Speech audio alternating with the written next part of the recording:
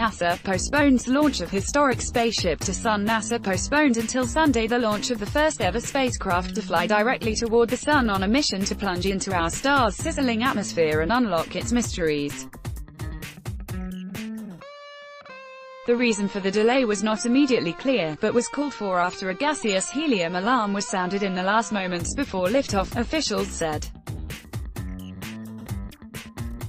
Engineers are taking utmost caution with the $1.5 billion Parker solar probe, which Thomas Zurbuchen, head of NASA's Science Mission Directorate, described as one of the agency's most strategically important missions. The next launch window opens at 3:31 a.m. 0731 GMT on Sunday, when weather conditions are 60% favorable for launch, NASA said. By coming closer to the Sun than any spacecraft in history, the unmanned probe's main goal is to unveil the secrets of the corona, the unusual atmosphere around the Sun.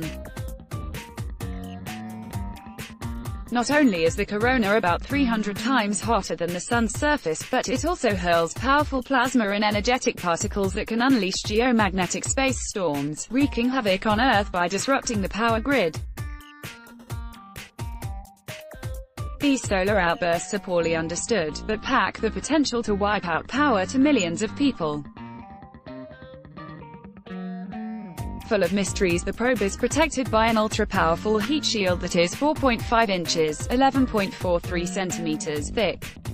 The shield should enable the spacecraft to survive its close shave with a fiery star, coming within 3.83 million miles (6.16 million kilometers) of the Sun's surface. The heat shield is built to withstand radiation equivalent to up to about 500 times the Sun's radiation on Earth.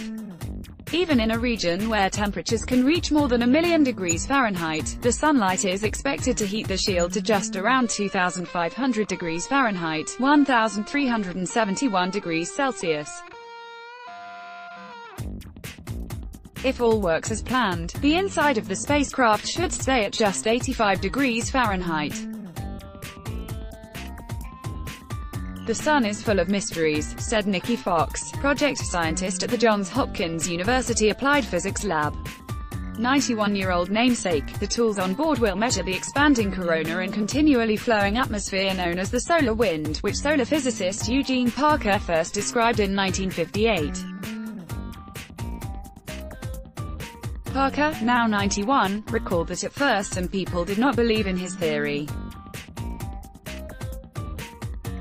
But then, the launch of NASA's Mariner 2 spacecraft in 1962, becoming the first robotic spacecraft to make a successful planetary encounter, proved them wrong. It was just a matter of sitting out the deniers for 4 years until the Venus Mariner 2 spacecraft showed that, by golly, there was a solar wind, Parker said earlier this week. Parker said he was impressed by the Parker solar probe, calling it a very complex machine. According to Zurbuchen, Parker is an incredible hero of our scientific community. Life is all about these big arcs. Sometimes you just see, like how over a lifetime, things just come together and create these amazing stories, these leaps going forward.